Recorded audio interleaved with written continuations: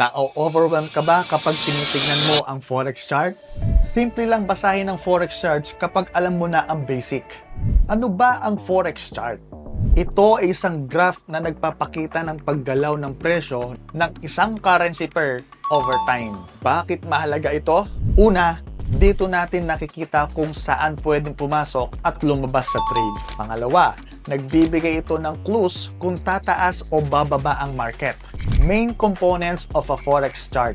First, time frames o yung oras ng chart. Gaano katagal mong gustong makita ang price movement? First, 1 minute o 5 minute charts para sa mabilisang scalping. Second, 1 hour o 4 hour charts para sa day trading. Third, daily o weekly charts para sa long-term analysis. Iba't ibang time frame, iba't ibang pananaw sa market. Pangalawa, candlesticks o mga kantila sa chart. Ano ang candlestick? First, green o yung bullish. Ibig sabihin, mas mataas ang closing price kaysa sa opening.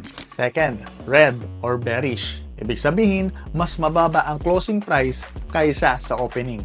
Ang bawat candlestick ay nagkukwento ng price action sa isang tiyak na time frame.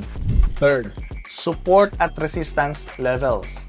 Ang support ay price level kung saan madalas huminto ang pagbaba ng market at tumalbog pataas. Ang resistance ay price level kung saan madalas huminto ang pagtaas ng market at bumaba. Alam mo ba, madalas ginagamit ito para magplano ng entries at exits. Basic chart analysis tips. Tignan ang trend. Bakit ba? O bullish o pababa o bearish ang market? Hanapin ang patterns tulad ng double top, head and shoulders o triangles. Gamitin ang indicators tulad ng moving averages o RSI para sa extra confirmation. Kapag na-master mo ito, mas malaki ang chance mong kumita sa Forex. Ngayon na alam mo na kung paano basahin ang Forex charts, pero alam mo ba kung ano ang mga pwede mong i-trade sa Forex market? Hindi lang currencies, may commodities, metals at iba pa. Sa susunod nating episode, pag-uusapan natin ang ano ang tinitrade sa Forex para malaman mo kung ano ang best assets para sa trading style mo. I-click ang link sa description para mapanood ang susunod na video.